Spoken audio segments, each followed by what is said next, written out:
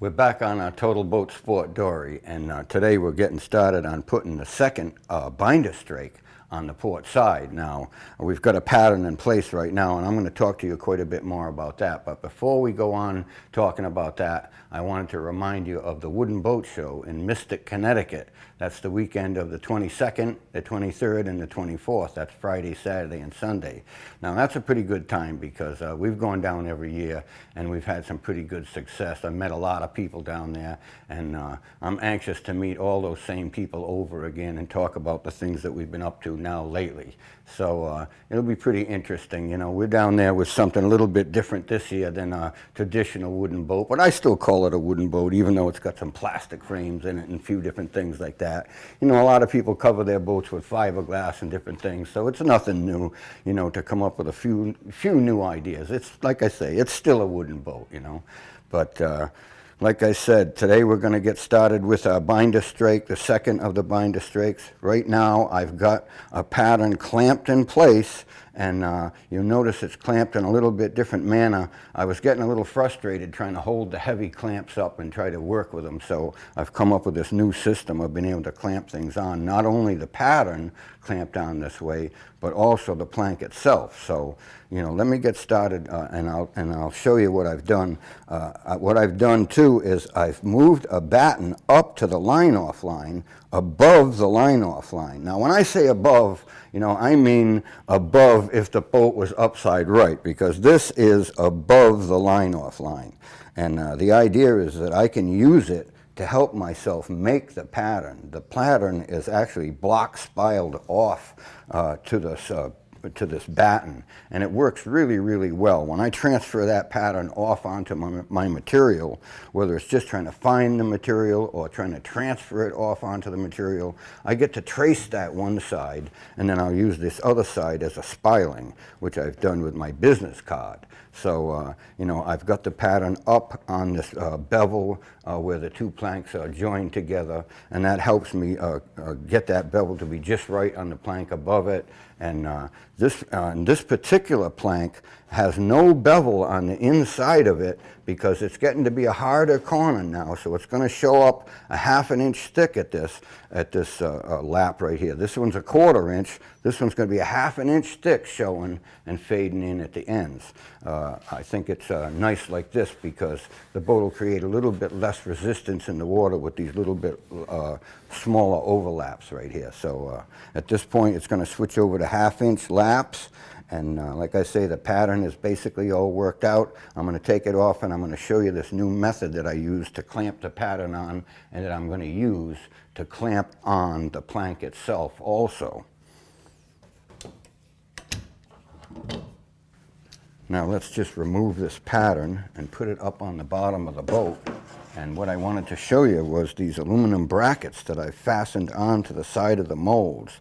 Now these things have just about alleviated completely all the problems that I was having either clamping the pattern onto the boat or the plank onto the boat. Same thing, same bracket for both.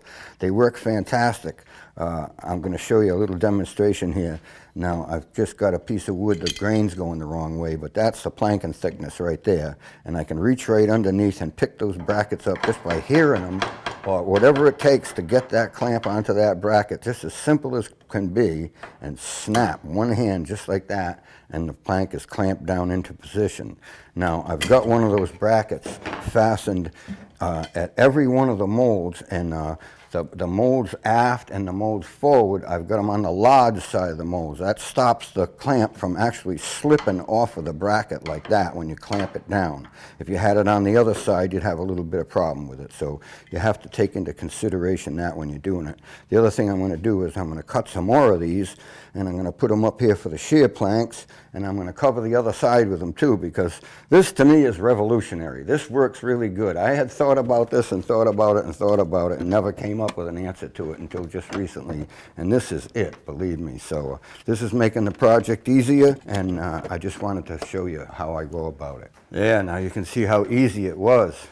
You know, if that was those big giant clamps I was using, I'd be fumbling all over the place, but I can just simply pick up a couple more clamps. I've got 1, 2, 3, 4 more molds, or 3 more molds that I can clamp to, but I'm going to do a little bit of work on the gains on this particular plank, but the rest of it fits fine just the way it is.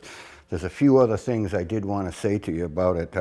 You can see that the corded grain, I've got it figured out so the corded grain is showing up at the laps right here. Now I've done this on purpose. This side's a little slab sawn and this side's more quarter sawn. I've got the corded grain on the overlap on the outside of the boat, and the slab sawn grain is going to get covered up by the next lap. Now I've done that with this plank and this plank. I've done it the best I could throughout the whole boat. I think that's a real quality job. It takes some searching around on your material in order to get planks out like that, but it's well worth it, and I think it makes the boat look a lot nicer. This is very, very nice planking right here. You know, it's very nice and clear. It doesn't have any imperfections in it or any squirrely grain. I've used the grain to follow these curvatures. I've drawn the boat so that as you get closer to the shear, the planks get straighter and straighter and straighter, and this plank is almost perfectly straight on one edge, and the shear plank will have a little bit of a curvature to it, but very little, and it's just making the boat get a little bit easier and a little bit easier to plank up as we go along. At this point, we're getting the planks out of one piece. That's one piece all the way from the forward end all the way to the after end. The other planks were scoffed in two pieces, but these are made in one piece. And what I'm going to do right now is I'm going to take you over to my stack of lumber and show you how we get some of these things out of the lumber, how we transfer the pattern onto them, and some of the tricks that we use in order to make it easy. So let's go back to our stack of flitches back here. I've already picked out the piece that I want to make my plank out of. Now here's the flitch right here, and it's quite a wide piece actually. I'm going to get my plank out of one side of it. Really, it's going to be a nice corded piece. You know, it's a very nice piece of lumber.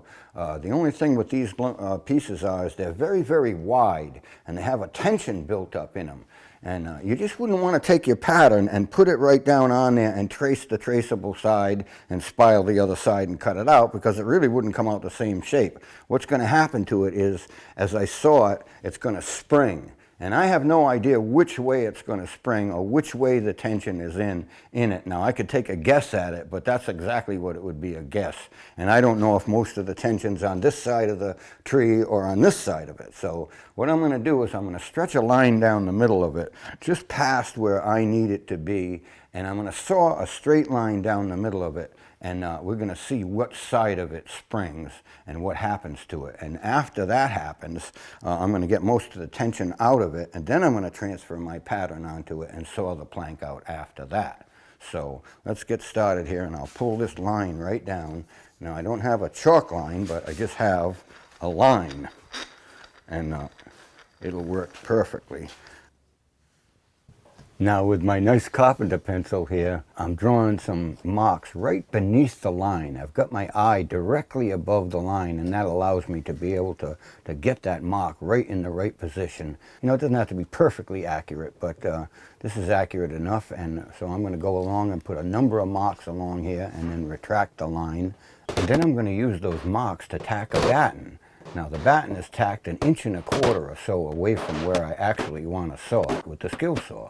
I'm also going to put some scraps between this piece that I'm going to cut and the piece beneath it, because my skill saw blade is going to stick out from the bottom side of the piece that I'm cutting, and I don't want to cut into the piece beneath it. Now, it couldn't be any easier making this first cut, because all I really have to do is slam the skill saw up against the batten and make sure it stays there as I push it along. And I don't have to go awfully fast, because it isn't going to take any time at all. So I'm just going to push it from one end to the other, and once that's complete, I'm just going to open the cut up a little bit and make a diagonal cut on the end of the plank that I'm going to keep. That just kind of represents where I'm going to put the end of the plank on my material. Now you'll notice that that cut we've made hasn't opened up on the two ends. It's still touching on the two ends, but it has opened up right here in the middle. It's opened up about a finger's width right here, and I've taken a look at it from the very ends. I've sawn that line nice and straight. I pulled a line and made the line nice and straight, so now I've taken a look at it from the ends, and not either one side or the other has taken a set, but both sides have taken a set. This side's taken a set about 1/4 inch, and so also is this side. So they've got a tension in them that wants to open up in the middle of the tree right here. And now that we've done that, we can plane the board down to the thickness that we want, because Then once we've got it at the thickness we want, we'll transfer our pattern onto it, and all of that tension should be out of it already, so the plank will come out a lot more like the pattern using this technique right here. We're just going to run this plank through the planer a few times. I'm not going to take a lot of material off in each pass. I'm not in a hurry, so I'm going to take about a 1/16 of an inch off each time, and the planer works out perfectly well. And then in no time flat, it's down to a 1/2 inch.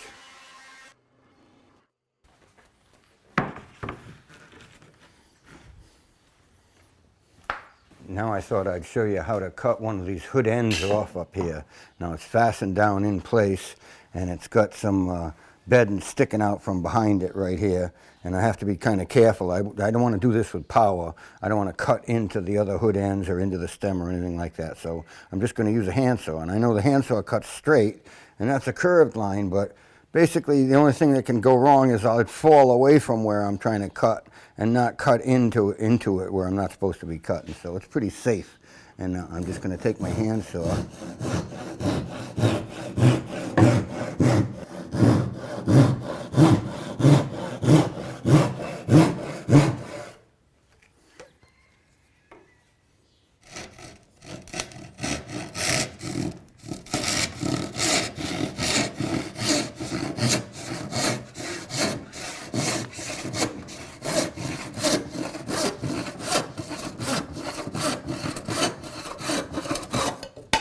Like so. You can see that I've left the hood end a little bit proud when I've sawn it off here, and I've done that intentionally because that's easy enough to cut off with a plane.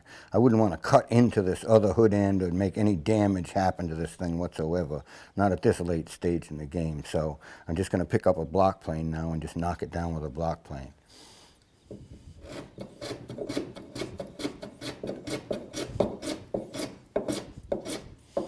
Now that's end grain I'm cutting there, but you see it's no problem whatsoever for the block plane.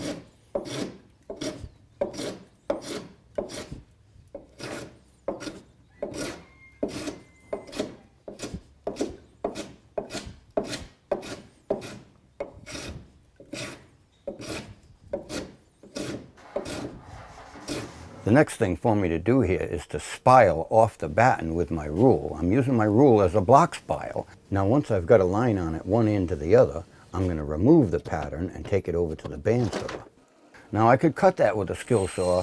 Like I say, you see me cut some things with a skill saw and some things with a bandsaw, and I interchange once in a while, but it's easier for me to cut this 1/4 inch thick on the bandsaw because what would happen is if I tried to do it with a skill saw, it would droop between the blocks and become somewhat of a hassle. So I just cut it with the bandsaw as close to the line as I can get it, and then I'll trim it later on.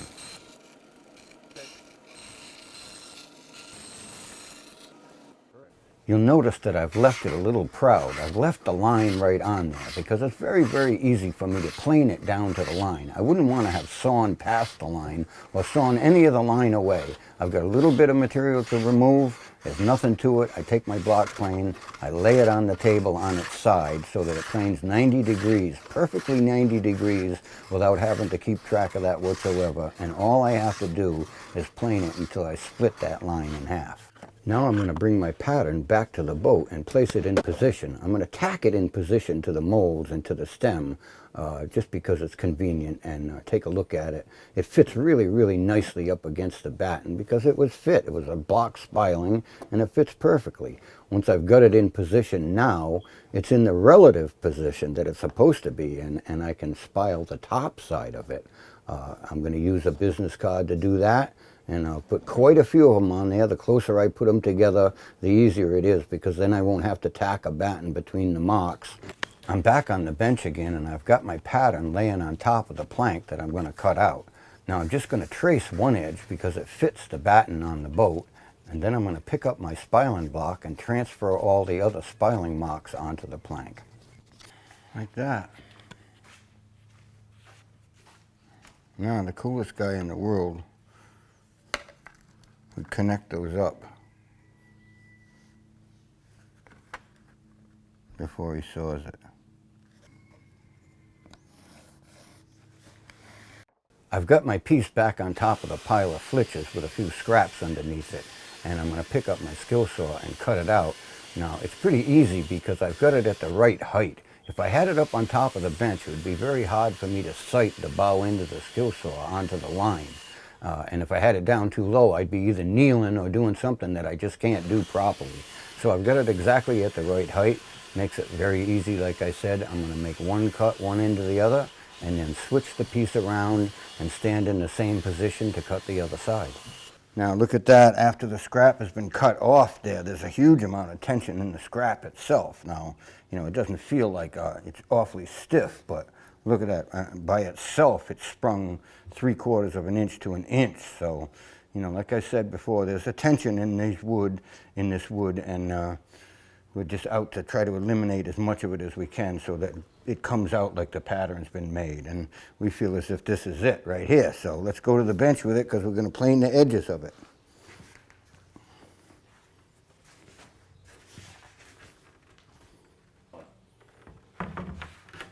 Now we're going to plane the edges, and the first thing I'm going to do, like I always do, is put another piece of wood underneath it, like so, on my bench, and have this one hang over that one, like so. And that just makes it really, really easy for me, just like that. Now, I'm going to weight it down. It stops it from moving. I'm going to pick up my block plane. Now you can see right here that I've left quite a bit before I get to the line right here. It's a little bit closer here. So I'm going to start on the humps first and knock those down, and then just kind of get going all the way along here. So I'll start right here. I'll make 3 or 4 swipes right there. Getting close already. Just like that. Move down a little bit. Now I can't say enough about this slipboarding technique. This technique right here takes all the guesswork right out of it. The 90 degrees would be the hardest thing to accomplish with the plank standing on the edge of the bench. You'd have to control that 90 degrees by yourself with no assistance. With the bench in place like this, you lay your plane right down on the bench. It controls the angle, and it comes out exactly 90 degrees every time. Now before I start putting this binder strake on the boat, I want to show you a little bit more about these gains that I'm planing up forward here. Now the purpose of it is so that the boat will come out smooth right at the very, very bow end of the boat, right at the stem.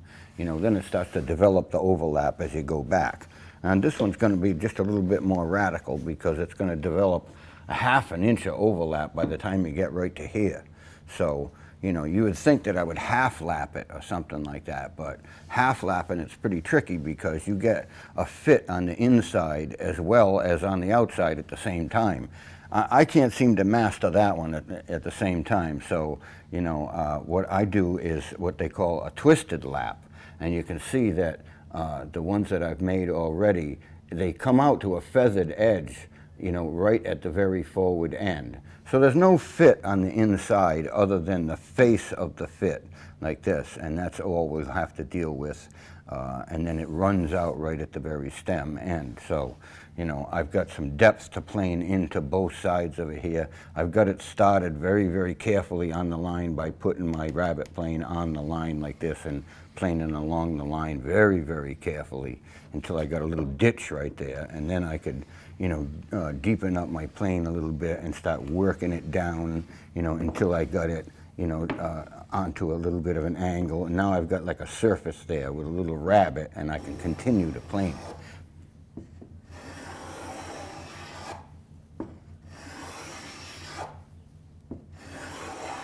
So I'm going to continue to plane until I've got this rabbit about half the depth of the thickness of the plank.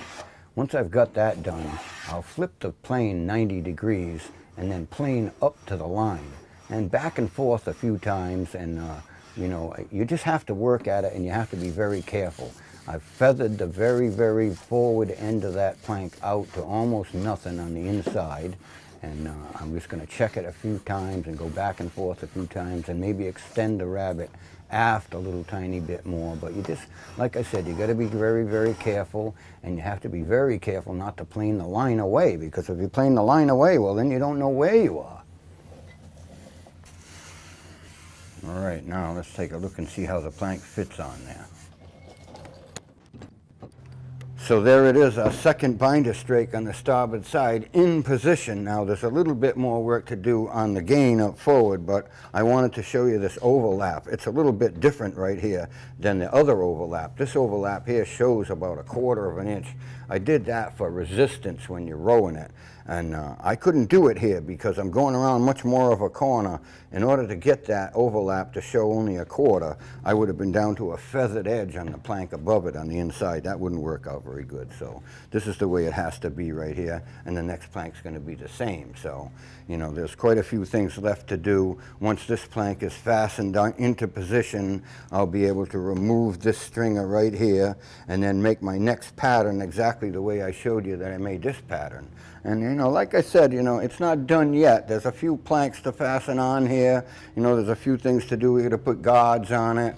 I've got to put seats in it, get it removed from the molds, put a stem cap on it, all numbers of other things, and finish it, and all kinds of different things. But, you know, it's coming along pretty nicely. And I'm going to have it at the WoodenBoat Show in Mystic, Connecticut, the 22nd, 3rd, and 4th. That's Friday, Saturday, and Sunday. And it's going to be fun because I think there's a lot of people looking forward to seeing it. It's a little bit different than maybe you see other boats down there. I designed it and built it, so, you know, I'm kind of proud of it. You know, like I said before, it's fun being involved in this kind of thing right here rather than just picking somebody's design and going ahead and building it. But it does have traditional feel to it and everything. So come and get a look at it, and if there's anything you want to talk to me about, I'll be glad to talk to anybody about it or about just about anything. So see you there.